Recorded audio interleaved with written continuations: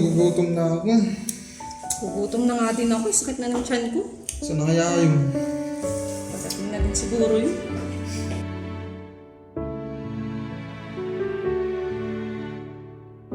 Mabuhay! Madam, hindi na po pala kayo. Ba't kaya ako napagmamukha nyo? Dapat masaya, excited, kasi binarating tayong guest. Meron? Oo, eto. Bisita tayo. Yung mayayaman, oo. Ma'am, kilala ko yung isa dyan. Gwapo na ito. Eh, kaklase ko yan eh. Best friend ko pa nga yan. Ayan ka na naman, yung best friend mo, kaklase mo. Oo nga. Akala ko ba yung si Celso yung best friend mo? Yung kasama mo sa tabasan? Si Celso, inuuto-uto ko lang yun. Hindi ko naman best friend yun. Eh, yan ang tunay kong best friend. Tignan mo mamaya. Pagdating ng Sus, mga... ayan ka na naman eh. Oh, mabuti naman. Kahit kakilala mo to, ha? Dapat istimahin mo mabuti, ha? Asikasuhin nyo, tapos ipasyal nyo rito sa buong farm. Parang nang mawili sila rito bumalik. Ay, okay. Tapos kami na bahala. Kayo na bahala. Gio, dyan, ha? Okay Kami na po. bahala. Sige, kasi meron pa akong business meeting, ha? I'm bound to Cebu later. Okay. So, kayo na bahala mag-asikaso rito, ha? Ha? Kami na bahala, madam. Okay, Ingat na lang po Eh, kayo. anyway, yung lunch nyo na nakaprepare na. Ay, maraming salamat mo. Kasi baka magutom to, wawan. Ay, gutom na. O, sige, bye-bye! Okay, ma'am. Bye-bye, ma'am. Thank you po. Ingat po.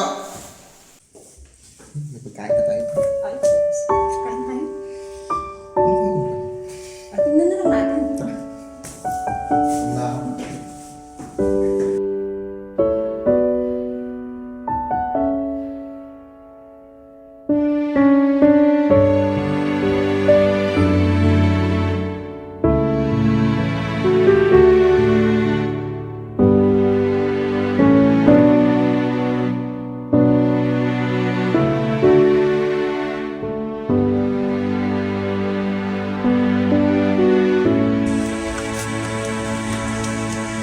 Ay, grabe! Napakaganda talaga dito sa probinsya. It's amazing in here. I love this place. Ibang-iba talaga sa syudad. You're right. Medyo malayo nga lang, pero pwede na rin. Malayo sa mga negative na tao. Buti na lang talaga guys, dito nating naisipang pumunta. Ano natin gamit natin? Let's go!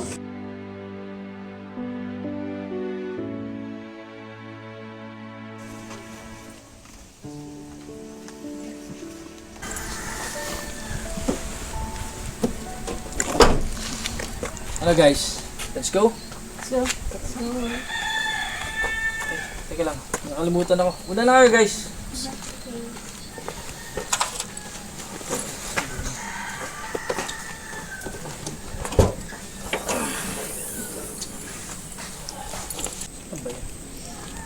Hoy, classmate!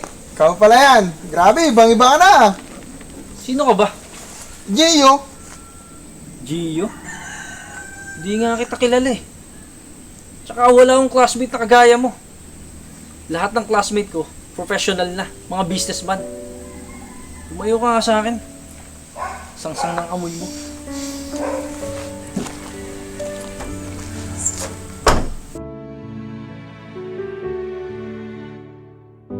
Mabuhay! Welcome to our farm, the farm field. Welcome po. Thank you for accommodating us here.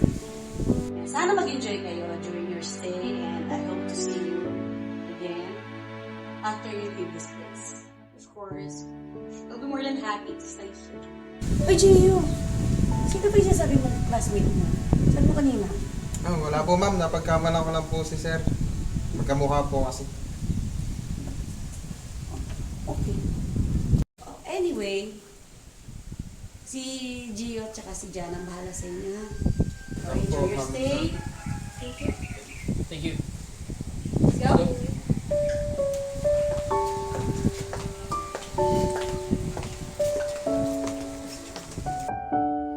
Ingat pa, madam. ingat po, madam.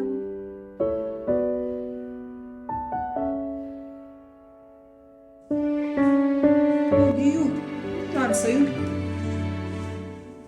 Ay, naku. Siguro iniisip mo yung classmate na best friend mo, no? Huwag mo nang isipin yun. Hayaan mo na siya.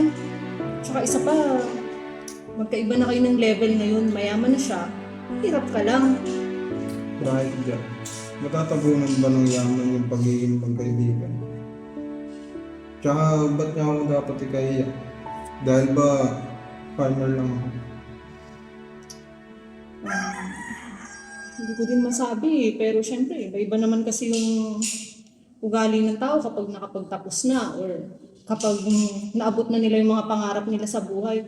Pero huwag mo na masyadong pansinin yun. Basta ang importante, wala kang tinatapakang tao. Okay ka sa kanya, bahala na lang siya. Basta sa akin, kahit kinakayaan naman ako, classmate ko pa rin siya, tsaka best friend ko pa rin. Wala namang magbabago doon. Eh ako, hindi ba ako pwedeng maging best friend mo na lang? Girlfriend! Ha? Babaeng kaibigan! Ito naman.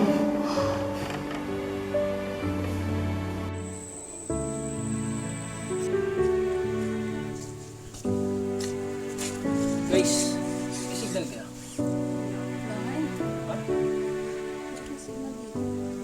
Ang gagawin natin. Saan yung ano dito? Yung tauhan dito? Ako nandiyan namin pag-alala sa siguro na yun, nakita ko yun. Hoy, farm boy! Hindi ka nga dito. Bigyan mo nga kami tubig. Yeah, right. I'm getting thirsty right now. Uhaw na ako eh. Sir, ito po yung tubig. Patong mo dyan. Ba't isa lang yan? Nakita mong tatlo kami dito ah. Kumuha ka pa. Sige po sir, kuha na lang po. Seriously. Uy, si Albi oh. Diyan, tawag tayo na Albi. Tol! Sige, sige. Sunod kami. Tara.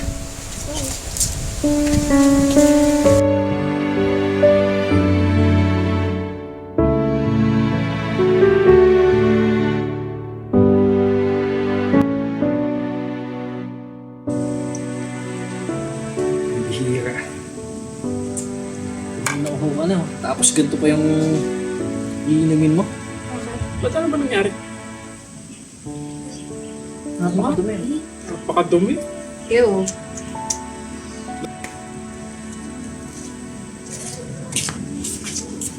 Sir, ano po yun?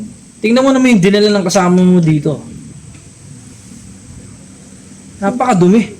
Naku sir, pasensya na. Baka po nalaglagan lang po ng mga dahon-dahon dyan or ano. Kasi masyadong mahangin po talaga dito eh. Pasensya na. Sabihin mo, pinagtitirpan lang talaga kami ng kasama mo.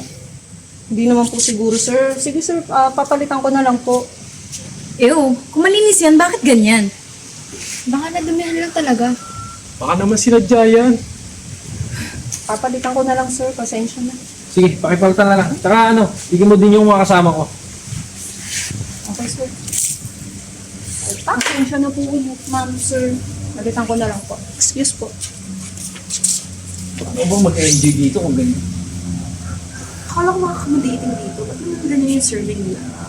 Nai-stress na nga ako dito eh.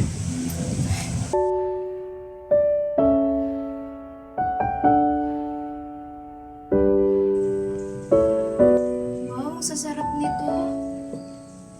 Uy, burrito ba yun? Lalo na yun. Tagal naman ng kanin, gutom na kami. Umay! Kanina pa ako natatakap dito. Bagal talaga ng farm boy na yun. Ano pinagandaan yung pagkain dito? Parang may piyesta. Napaka-presentable ng tsura, no? Dapat lang na makabawi naman sila sa atin.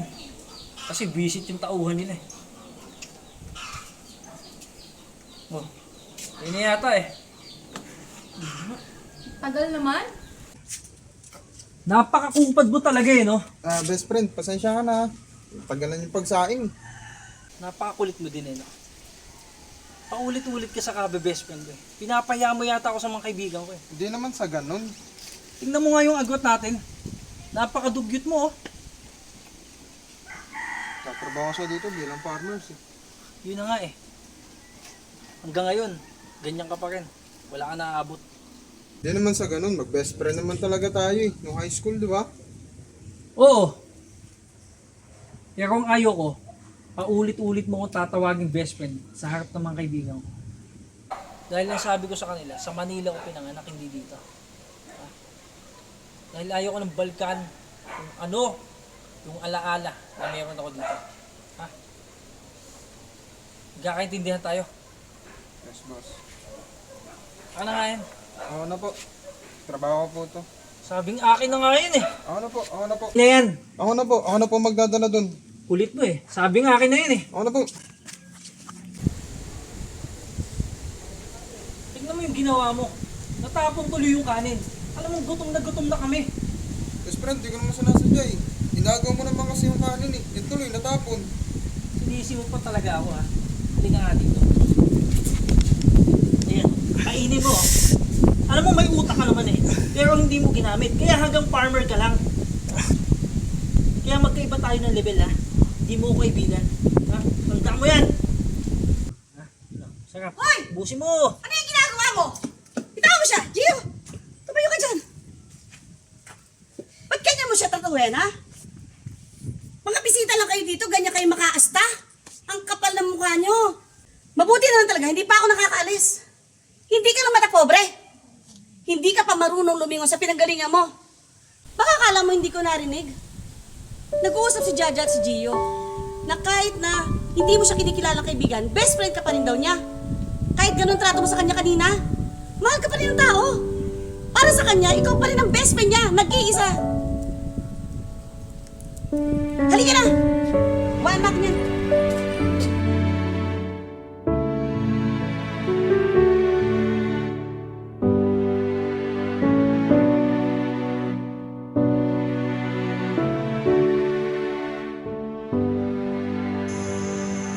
Iyo, magabi na. Pero alam mo, kahit inaabot tayo ng gabi dito sa tambayan natin, masaya ako. Kasi, pag uwi ko sa bahay, nakakagalitan na naman ako ni tatay. Bubugbugin na naman ako. Sasaktan ako. Buti ka pa nga eh. Kapag kailangan kita, nandiyan ka. Siyempre, best friend mo ako eh. Ano ka ba? Basta, wala magbabago ha. Wala. Best friend forever ha. Best friend. Ang tinatanong.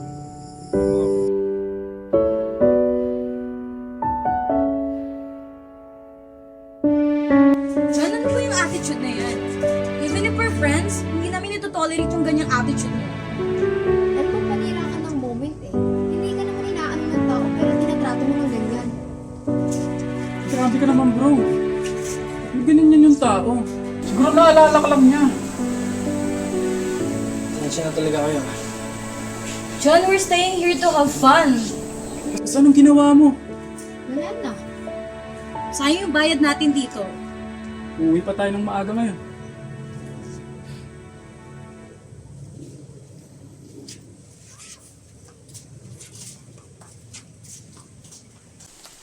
Yan, best friend. Pasensya na kanina. Alam mo, Gio, wala ka namang dapat ihingi ng sorry. Ako naman talaga yung mali dito eh. Hindi naman dapat ako magpanggap eh. Maling-mali ako dun. Mali yung ginawa ko sa'yo. Hindi ako naging mabuti sa'yo. Pero kahit na ganun, hindi nagbago yung tingin mo sa akin. Alam mo, hindi ko naman nakakalimutan yung mga alaala natin eh. Alam mo, hanggang ngayon, ikaw pa rin talaga yung best friend ko. Kaya lang, alam mo naman yung nangyari. Ayokong maalala yung nakaraan. Kaya ako nagpunta ng Manila, nagpanggap sa ibang tao, kinalimutan ko lahat-lahat. Kasi ayokong maalala yung mga panahon na binubugbog ako ng tatay ko. Buti nga, bago yung buhay ko eh. Pasensya na talaga kami. Hindi ko naman gusto yun eh. Saka na kang best friend. Wala pa rin magbabago. Best friend pa rin tayo.